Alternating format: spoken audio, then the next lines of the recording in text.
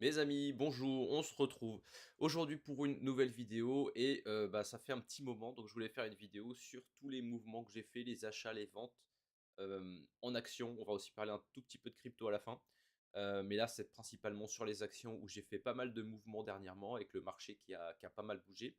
Donc voilà, on va reprendre depuis le mois d'octobre. Parce que, il s'est passé pas mal de choses. J'étais pas là pendant 2 semaines, j'étais en vacances et quand je suis revenu, mon ordi était mort. Donc ça a repris 2 semaines pour que je change d'ordi et cetera. Donc là, c'est ma première vidéo avec le nouvel ordi. Tout a l'air de bien fonctionner. Vous me direz s'il y a des problèmes avec le son, l'image ou quoi que ce soit. Mais voilà, j'espère que tout va bien se passer. Donc on reprend depuis le 13 octobre. J'avais fait une mise à jour sur le Discord. Je vous mettrai d'ailleurs le Discord en description si vous voulez le rejoindre. Et c'est ça qu'on avait. La tête du portefeuille, c'était ça. Donc on était encore bien exposé à SML. J'ai toujours rien vendu. On avait encore pas mal aussi d'ETF sur les Treasury Bonds US à 20 ans. Google qui était déjà à 12%, Berkshire, etc. Tout ça, ça n'a pas trop bougé, mais il y a quelques ajouts et on a renforcé aussi quelques positions.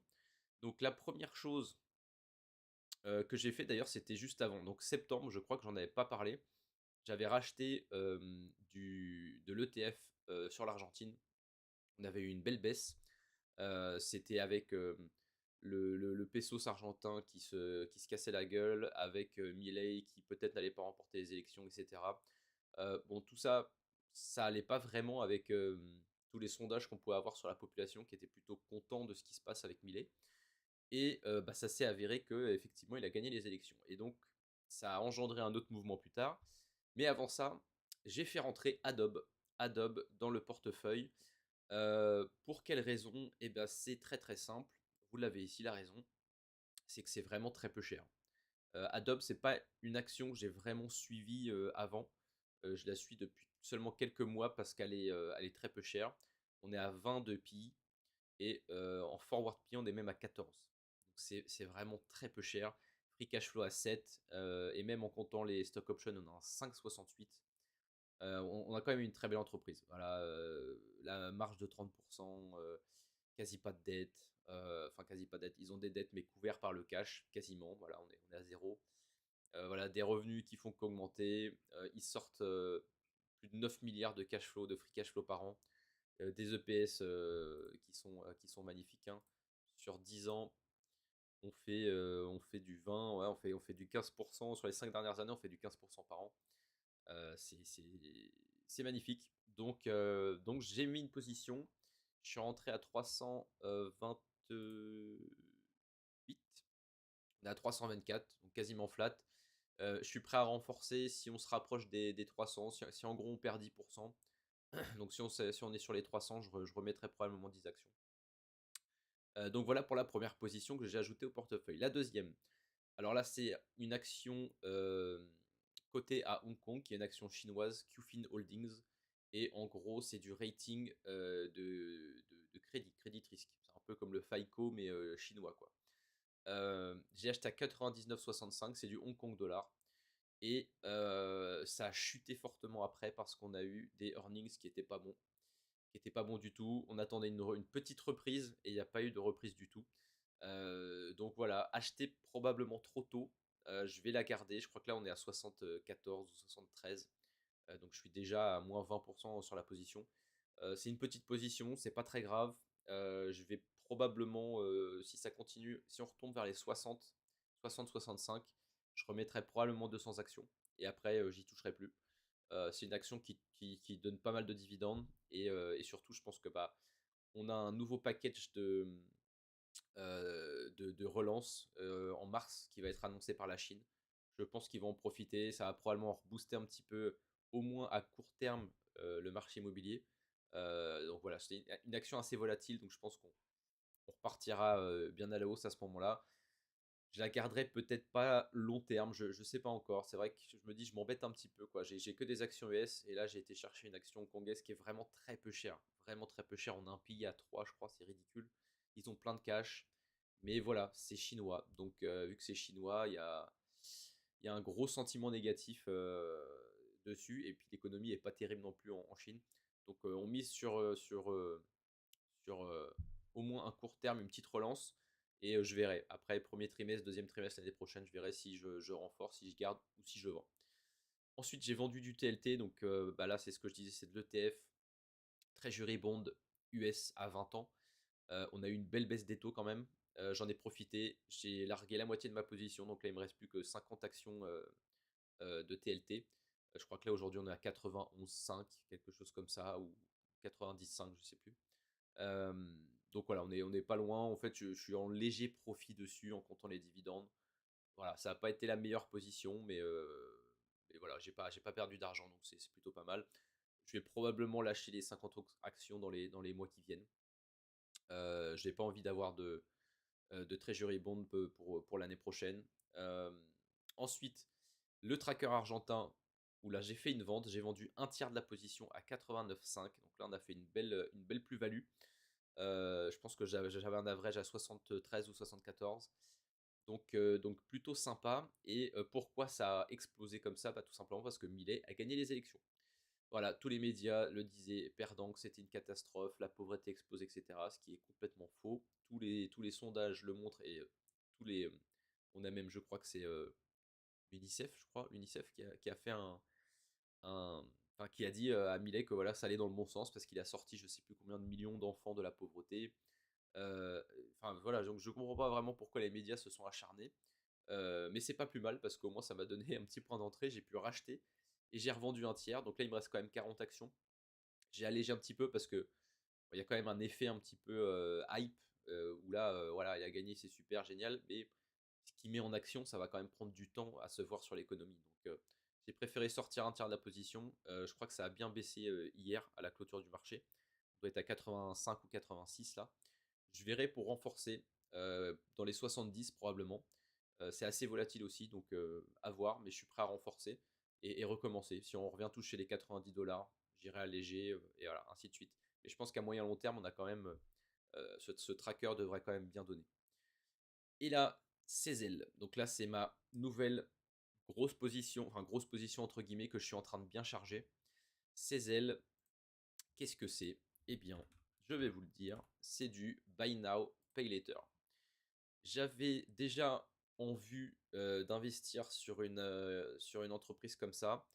On a évidemment Klarna, mais Klarna, j'aime pas trop le modèle. Et j'ai trouvé Cézelle qui est plus petit, c'est 1,8 milliard de capitalisation, et surtout la market cap, pas le PI est ridicule quoi. Le PI est ridicule, il y a une croissance qui est énorme, hein. Une croissance, ça fait du 60% par an, c'est gigantesque. Ils sont déjà en profit, ils font déjà des free cash flow. Les compensations en stock option sont plutôt faible pour une entreprise jeune. 6 millions de compensation sur 55 millions de free cash flow, c'est vraiment pas mal. On a un free cash flow qui est pas énorme, mais c'est plutôt normal, hein. On est sur une entreprise qui est quand même jeune, qui est très jeune même. Les EPS sont passés positifs déjà 2023 et bah, on fait que de monter tranquillement. On a un petit peu de dette très léger, voilà, qui est quasiment couvert par le cash. Et puis de toute façon, ils ont du free cash flow, donc ils peuvent effacer cette dette-là en un trimestre. Donc je suis pas du tout inquiet là-dessus. Ils ont déjà racheté des actions, donc ça montre qu'ils sont prêts à faire du buyback. Ça j'aime bien. Et puis voilà ce que je vous disais, la valuation qui est vraiment ridicule, qui s'est écroulée. Ils ont connu une très très forte montée. Il y a eu la hype hein, du Buy Now Pay Later avec Klarna justement qui a rentré, qui a IPO, etc. Il y a eu cette hype, ils sont montés à 180 $. Et là, moi, j'ai commencé à acheter dans les 50, à 58 et à 52, je crois. Donc, plutôt un bon point d'entrée, 51,4 même. Je suis prêt à remettre un achat aussi. Si on retourne vers les 50 $, je remettrai 25 actions. J'aurai 100 actions et ce sera probablement à ce moment-là où je m'arrête pour le moment. Mais je compte bien charger celle-là parce que je pense que le Buy Now Pay Later, il y a des chances que ça devienne un vrai moyen de paiement à moyen long terme qui soit dissocié des cartes de crédit. Je ferai probablement une vidéo qui en parle plus longuement parce que Sezzle c'est un petit peu comme Grab, c'est un petit peu, même si c'est plus petit, c'est un petit peu un coup comme Grab, c'est petit, grosse croissance, mais je pense que le potentiel à moyen long terme est assez énorme. Et enfin, J'ai aussi repris Uber sous les 90 qui était mon niveau, mon niveau target. Hem, voilà, ça a rebaissé derrière, hier. J'ai pas rechargé encore. J'espère que c'était pas une erreur, mais sinon, bah, je rechargerai probablement semaine prochaine si on reste aux alentours des voilà, entre 80 et 85. Je remettrai probablement 10 actions. C'est une position que j'ai envie de renforcer et donc le portefeuille mis à jour, voilà à quoi il ressemble. ASML qui est toujours dans les tops. Alors ça, je crois que c'est à la fermeture jeudi soir. Sachant que ASML a perdu 6% vendredi. Ça a dû changer un petit peu. Voilà, là on est bon. Donc on a ASML à 35%, ce qui est quand même toujours pas mal. 38% de gain, 39 quasiment. Google 13,41% du portefeuille. On a quasi fait x2, incroyable. Et voilà, on a toujours l'ETF argentin qui est là en troisième position. Donc c'est pour ça que je l'avais aussi stream un petit peu. J'avais vendu un tiers. J'ai pas non plus envie que ça devienne une position à plus de 10% dans mon portefeuille. Berkshire qui reprend des couleurs, évidemment. Le marché tanque un petit peu, donc tout le monde va se réfugier sur des valeurs sûres, telles que Berkshire. Mon ETF Treasury Bond que je ne vais pas garder beaucoup plus. Et vous voyez, je suis à 0 là. Je suis pile flat dessus. Avec les dividendes, je dois être légèrement up. Sezzle, donc nouvelle position, je suis légèrement down, 2,5, enfin je suis flat quoi. 6% du portefeuille, il y a des chances que ça devienne plus gros. Je suis prêt à avoir 10% de mon portefeuille dessus, voire même plus si on va plus bas. Salesforce que je vais probablement renforcer si ça continue de descendre encore un petit peu. On est à 5% de mon prix target. Uber, comme je vous l'ai dit, je suis prêt à en remettre aussi un petit peu. Adobe également, si on va vers les 300. Qfin, je sais pas trop, c'est une toute petite position, je suis à moins 30%. C'est une toute petite position. Je sais pas trop quoi faire. Je pense que je vais probablement la recharger si on descend encore un petit peu plus. Et on verra après mars l'année prochaine ce que ça donne. Je pense quand même qu'ils vont repartir. Ce sera peut-être l'opportunité pour moi de la sortir ou de continuer avec. On verra le sentiment à ce moment-là. Mais c'est vrai que c'est peut-être une erreur d'essayer de miser sur la Chine. Je verrai bien. Meta aussi, j'étais à deux doigts de recharger et je ne l'ai pas fait parce que ils ont un capex qui fait un petit peu peur quand même. La dernière fois qu'on a vu ça, c'était en 2022. L'action a crash 70%. Donc je pense que c'est possible qu'on baisse encore un peu, surtout avec les petits doutes qu'on commence à avoir sur l'IA. Donc je serais prêt à recharger, mais probablement sous les 500, 540 je crois, que j'ai mis comme target, quelque chose comme ça, ou 560, je sais plus. Mais il faudrait que ça baisse encore un petit peu. Et Grab, qui a bien chuté aussi, et que je vais probablement recharger. Enfin c'est certain, si on touche les 4,25, je crois qu'on est légèrement sous les 5 là. On était tombé à 4,80. Donc j'attends. Dès qu'on a mes prix, je vais recharger. Et puis sûrement sur les nouvelles positions, j'en ai pas trop en vue en ce moment. Enfin, on est assez loin de mon prix d'entrée. Donc je pense que là, on a le portefeuille pour attaquer 2026 probablement, avec peut-être TLT qui va sortir. Mais sinon, le reste, je pense que je vais garder et renforcer. Donc voilà, ça fait une douzaine de positions. C'est plutôt pas mal. J'aime bien avoir un portefeuille concentré. Donc c'est probablement à ça que ça va ressembler en début d'année. Pour finir, toujours sur le Discord, j'ai mis un petit commentaire et je vous dis que j'ai commencé à acheter du BTC. J'avais pris une petite position à 99 000 quand ça avait chuté il y a maintenant plusieurs mois.